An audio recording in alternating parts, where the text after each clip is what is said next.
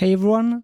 Magnus Carlsen has sometimes a reputation of being quite a positional and solid player, particularly if we compare him with other former champions like Garry Kasparov or Vishwanathan Anand.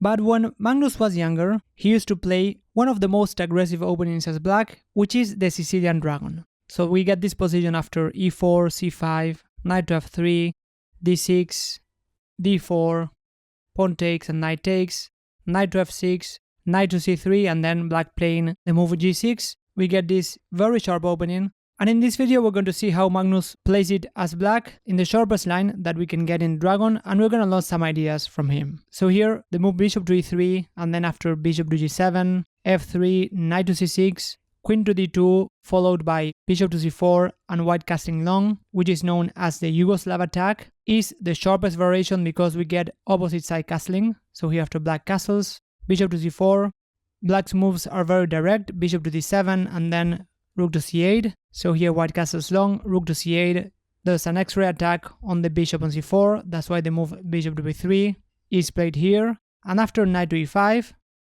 here white has several options. In this first game, white played the move king to b1, h4 is also very common, planning to go h5, and here the move h5 by black is a very common reply. We're gonna cover the move g4 later, but king to b1 is a very useful move because the king is going to be safer on b1, and here Magnus played a very interesting idea, a6, planning to go b5. So here we have opposite side castling, so both sides will try to get an initiative on the side of the board where the opponent's king is placed.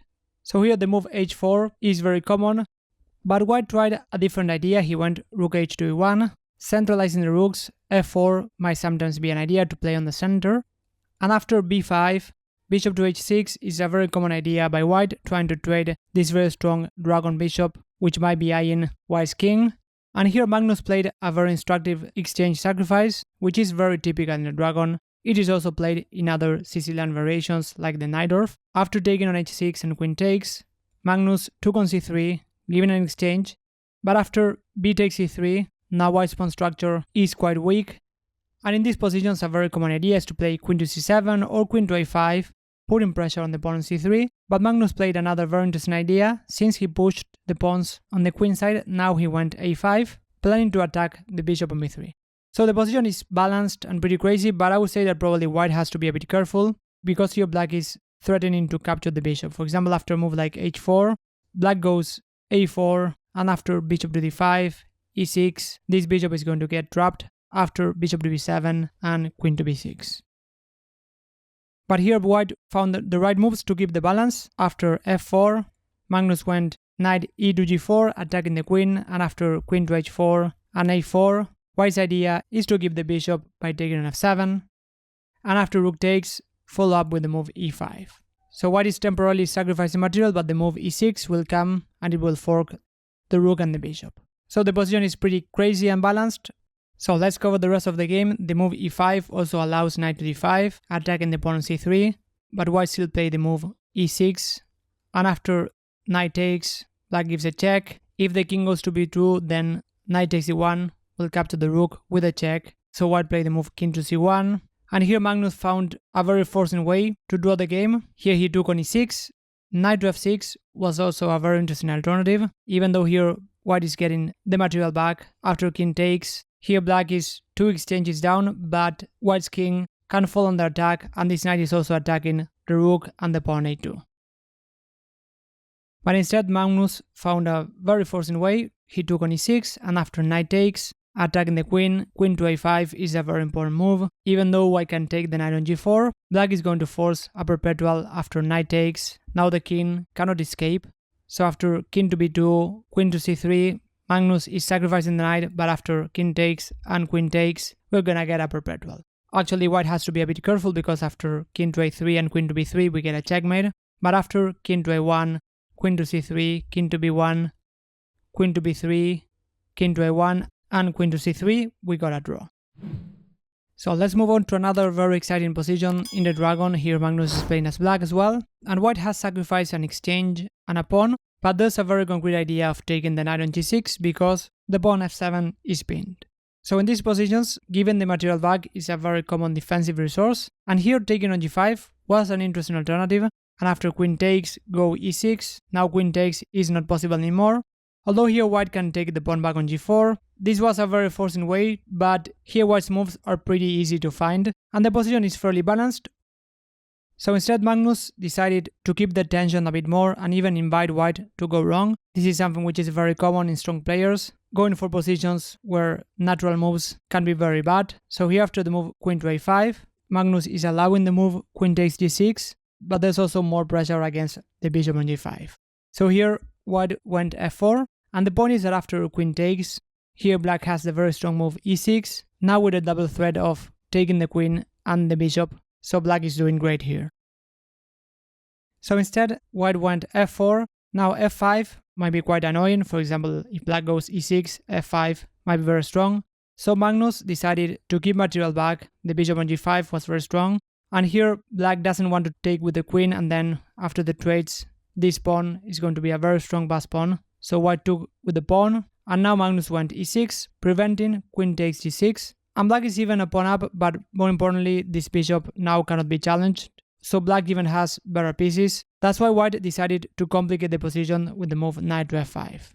Now this knight is very strong here, so Magnus took it, and the point is that now white can take on g6, but the move bishop to e6 just defends f7.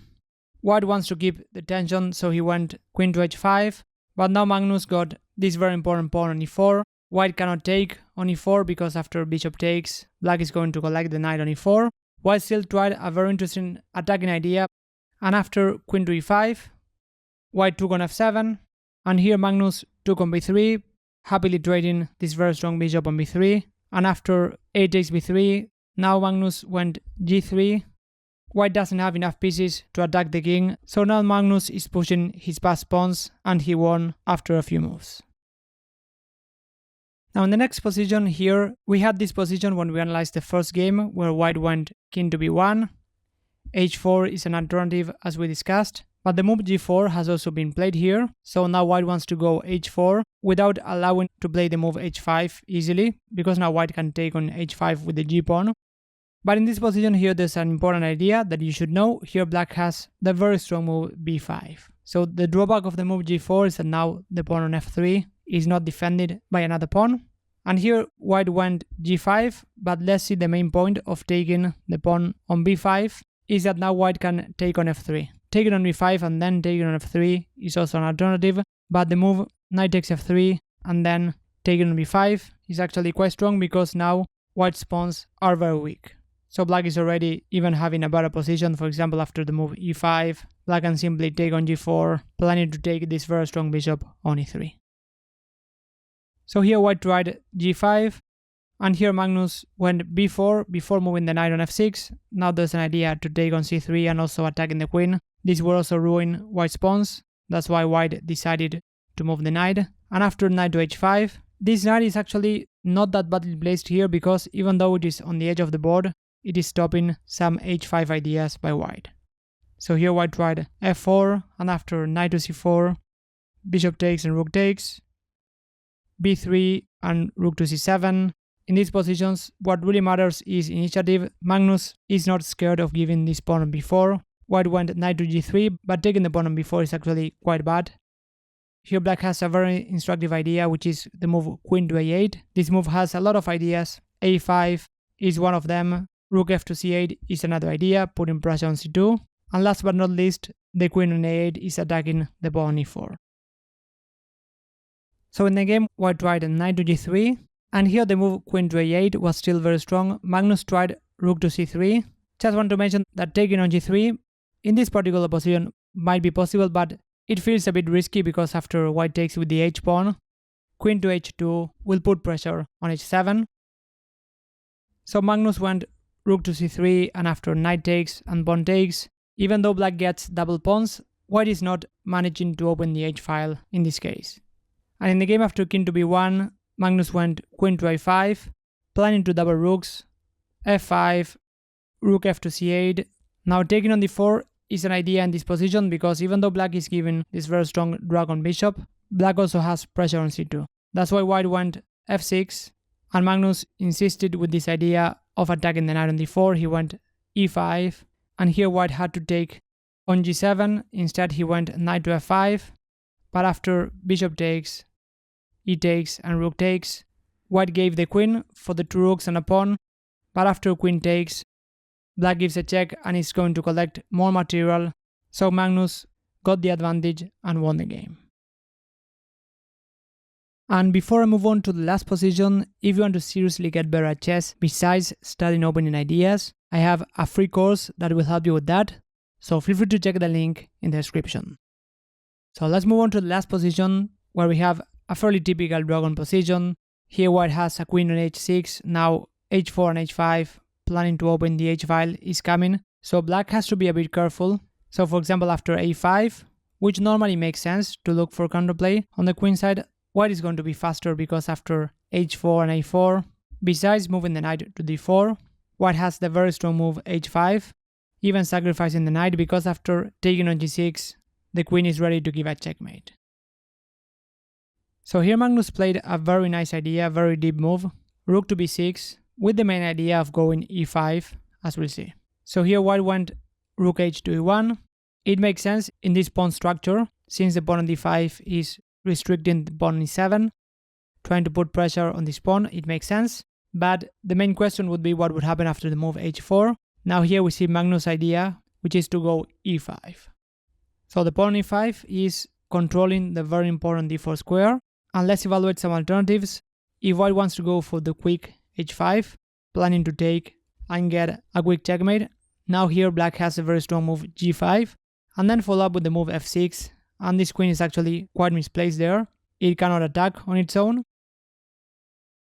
And another main alternative is to take en passant, which is similar to what we'll see in the game, and now after black takes with the f-pawn, now we see the whole idea of the rook on b6, it is defending the pawn on d6 that is now attacked by the rook after taking on e6. So in the game, white went rook h to e1, which is a bit slower and quite solid. Magnus went e5, and after white took on e6 and black took on e6, even though these pawns might look a bit loose, now there's also an advantage that the f-file has been opened for the rook, so there's pressure against this pawn f3. The position is fairly balanced, but Magnus managed to outplay his opponent as he normally does. So you now know some new ideas to play as black in this very exciting opening. Thanks a lot for watching, and I'll see you in the next video.